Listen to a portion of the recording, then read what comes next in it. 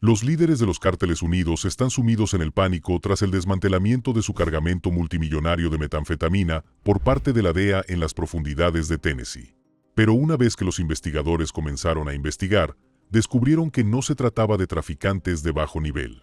Estos sujetos estaban fuertemente armados, y en un momento dado incluso abrieron fuego contra agentes de patrulla a plena luz del día. Ahora el presidente Trump ha tenido suficiente, y la administración acaba de poner en la mira a los líderes del cártel. Pero lo que descubrieron pasará a la historia como una de las operaciones de cártel más sofisticadas jamás descubiertas en Estados Unidos. En 2019, 2 hombres conducían por Rockwood, Tennessee, cuando de repente chocaron de frente contra otro coche justo en el carril central. La mayoría de la gente habría salido del coche para evaluar la situación. Ya sabes, para comprobar si todos estaban bien, para llamar al seguro, o quizás para discutir sobre quién tenía la culpa. Pero adivinen qué hicieron estos tipos. Entraron en pánico y huyeron. Pero eso no es lo más impactante. Mientras huían, uno de ellos arrojó una funda protectora reforzada detrás de una pequeña estructura metálica cerca de un restaurante RDS pasando las últimas noticias. Una persona falleció tras un accidente de varios vehículos en la primera 640 Oeste, cerca de Buffett Road. Les informamos de esto a las 6 y les informamos antes en nuestro programa de esta noche a las 11. La policía de Knoxville informa que, al parecer, un vehículo ingresó a la autopista interestatal en sentido contrario, circulando en sentido contrario por los carriles en dirección oeste. El conductor de ese vehículo impactó a otro vehículo, que a su vez impactó a un tercero. El conductor del primer vehículo fue trasladado al hospital y declarado muerto. La investigación sigue en curso. Toda esta información llega a nuestra redacción, procedente de la policía de Knoxville. Posteriormente, el jefe de policía, Kelly Pittman, explicó a los periodistas exactamente lo sucedido, señalando el lugar donde ocurrió todo. El hombre de Georgia que arrestamos venía de esa dirección, rumbo al norte. Se metió en el carril central y chocó de frente al vehículo que iba en dirección sur.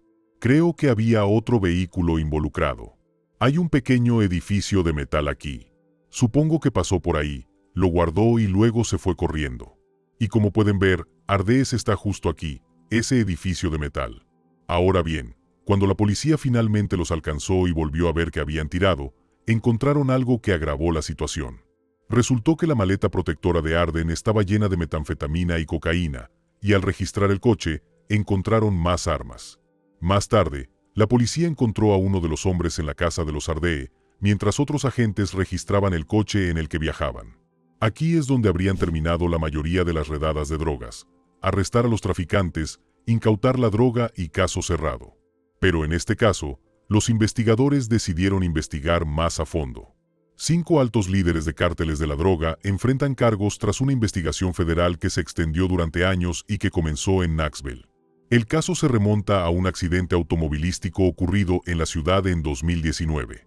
Los investigadores afirman que 2 sospechosos de tráfico de drogas abandonaron una maleta rígida llena de metanfetamina mientras huían de la policía. La evidencia condujo a narcotraficantes en Atlanta y luego a líderes de cárteles en México. En este caso, investigadores federales identificaron a 5 líderes que ofrecieron una recompensa de hasta $26 millones para el arresto de los hombres que sospechan se encuentran en México. Por lo tanto, comenzaron a usar escuchas telefónicas y vigilancia para rastrear el origen real de la metanfetamina. Y esa pista los llevó directamente a Atlanta, donde descubrieron a un hombre llamado Eladio Mendoza dirigiendo una gigantesca red de narcotráfico. Tras meses de investigación, los registros telefónicos revelaron algo aún más impactante. Resultó que Mendoza se comunicaba directamente con socios de El Abuelo.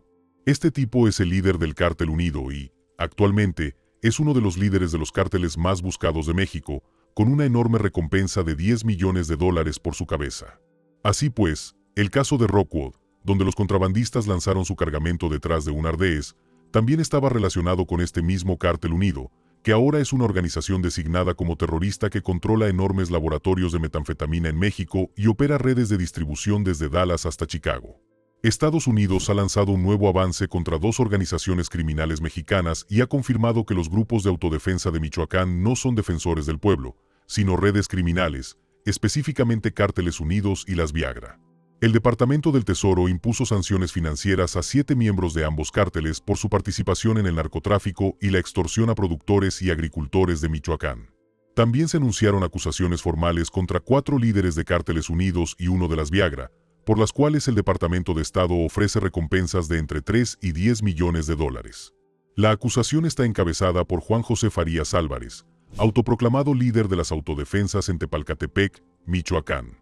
Pero cuando los agentes federales se movilizaron para desmantelar la red de Mendoza en Atlanta, no tenían ni idea de que estaban a punto de caer en una sangrienta emboscada que pondría sus vidas en peligro. Así que, a principios de 2020, los investigadores ya tenían a Eladio Mendoza y a todo su equipo bajo estrecha vigilancia. Una tarde, los agentes estaban sentados frente a un hotel cerca de Atlanta cuando vieron a uno de los hombres de Mendoza salir con lo que parecía una bolsa de Doritos de un tamaño cómico. De inmediato, supieron que algo pasaba, pero antes de que pudieran hacer nada, el tipo se subió a su auto y comenzó a dirigirse hacia Tennessee. Fue entonces cuando la policía estatal intervino e intentó detenerlo, pero en lugar de detenerse, pisó el acelerador y los lanzó a una persecución a toda velocidad. Y entonces la situación se descontroló cuando empezó a disparar con un rifle tipo AK contra los oficiales que lo perseguían, todo mientras conducía.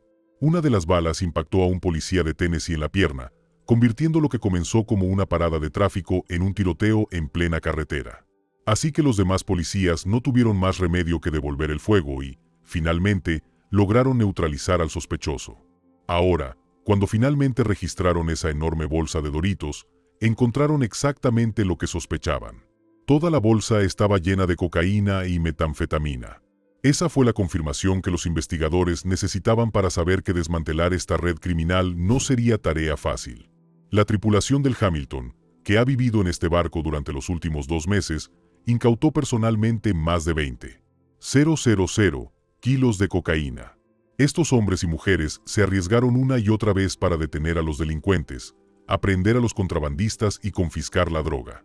Mendoza dirigía una operación de estilo militar, donde incluso los traficantes de bajo nivel estaban armados con rifles de asalto y tenían órdenes de enfrentarse a la policía en tiroteos antes que rendirse.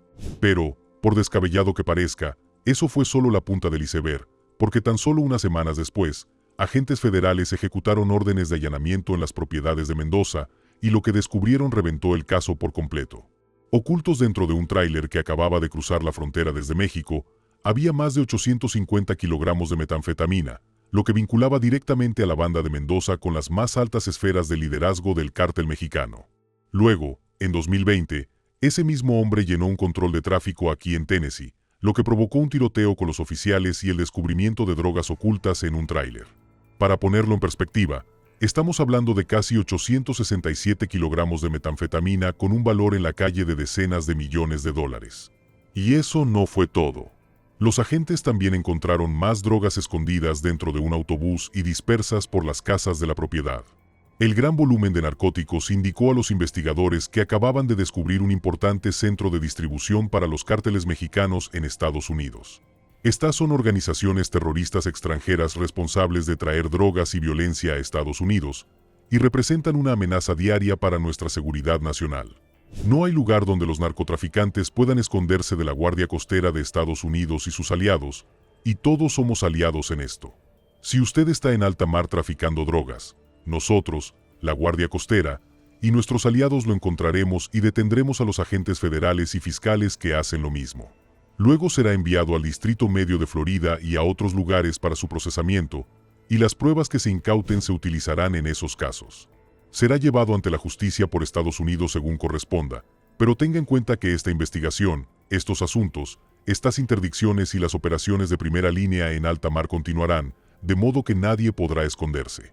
Cuando los investigadores revisaron los teléfonos de Mendoza, descubrieron mensajes de texto entre él y el abuelo, el mismo temido jefe del cártel United que mencionamos antes. Aquí es donde la historia dio un giro sombrío. Cuando Mendoza se dio cuenta de que su operación había sido expuesta y que se habían incautado millones de dólares en drogas, entró en pánico y huyó a México.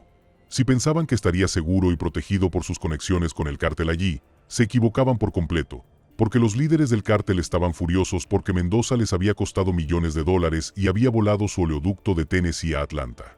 Así que hicieron lo que hacen los cárteles. Cuando alguien se convierte en un lastre, lo matan. Con Mendoza muerto y todo su oleoducto de Tennessee a Atlanta expuesto, el Departamento de Justicia decidió que era hora de atacar a los cárteles de Estados Unidos con armas nucleares. Hoy, El Departamento de Justicia acusó formalmente a 3 líderes y 2 altos mandos de los Cárteles Unidos. El gobierno estadounidense ofrece una recompensa de hasta $10 millones por información que conduzca al arresto del principal líder de los Cárteles Unidos, el Abuelo, además de recompensas multimillonarias por los otros 4.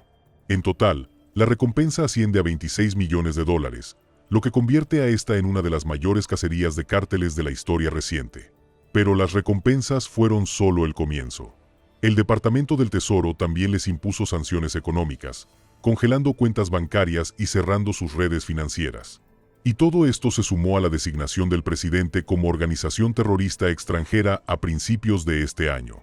Ahora todos se preguntan, ¿cómo llegó esta organización criminal a Estados Unidos? ¿Y cuántas células más del cártel siguen operando en el país? Así que los Cárteles Unidos no surgieron repentinamente en Tennessee. Su historia comenzó hace más de una década en México. En 2010, varios cárteles más pequeños formaron una alianza llamada La Resistencia para combatir a los Zetas, uno de los grupos más temidos y violentos del país. Pero tras el rechazo final de los Zetas, la alianza no desapareció. En cambio, evolucionó y finalmente se rebautizó como Cárteles Unidos para enfrentarse a un nuevo enemigo, el Cártel Jalisco Nueva Generación, CJNG. Y a medida que ganaban poder, sus operaciones también cambiaron. Pronto, lo que comenzó como una alianza informal de grupos locales se convirtió en algo mucho más organizado y despiadado. En su estado natal, Michoacán, controlan casi todos los aspectos de la vida cotidiana. Imponen impuestos a los productores de aguacate y limón, extorsionan a los comercios locales y convierten pueblos enteros en bastiones fortificados. Han cerrado carreteras con camiones incendiados, han colocado minas terrestres en caminos rurales e incluso han usado drones con bombas caseras para mantener a raya a sus rivales. A medida que su control sobre Michoacán se fortalecía, los Cárteles Unidos comenzaron a extender su influencia al otro lado de la frontera. Según el senador Bill Aherty, aprovecharon al máximo la crisis fronteriza del gobierno de Biden para entrar en Estados Unidos y adentrarse aún más en Tennessee. Aquí les presentamos un informe de su reciente visita a la frontera. En una reciente visita a la frontera sur, el senador Bill Aherty la calificó de crisis desmesurada. Ahora afirma estar decidido a proteger a los habitantes de Tennessee de los problemas que rodean la frontera. No se trata solo del paso de personas por la frontera, sino también del tráfico de drogas. Y una vez más, ha precipitado esta epidemia en Estados Unidos, que se siente en cada pueblo, en cada ciudad, en cada condado de Tennessee.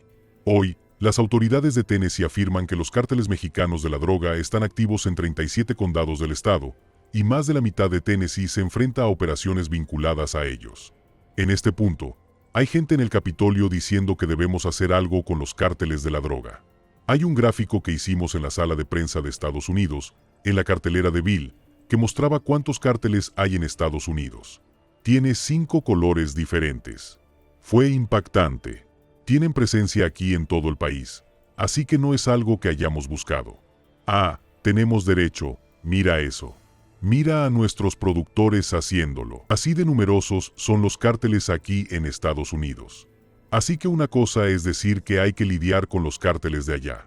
También tenemos que lidiar con ellos aquí. Por eso es tan importante el desmantelamiento de United Cartel. Esta operación no solo desmanteló a un traficante, expuso la profunda penetración de estos cárteles en Estados Unidos, convirtiendo pueblos tranquilos de Tennessee en puntos clave de una red de tráfico que se extiende desde las montañas de Michoacán hasta las principales ciudades de todo el país. La pregunta ahora es, ¿cuántas células más de estos cárteles siguen operando en Tennessee y otras partes del país? Jared Forge, agente especial a cargo de la División de Campo de Nueva Inglaterra de la DEA, afirma que la semana pasada la DEA se propuso arrestar a la mayor cantidad posible de miembros del cártel de Sinaloa, con sede en México. Nueva Inglaterra registró el mayor número de arrestos regionales, con 171, 49 en Massachusetts y 33 en New Hampshire.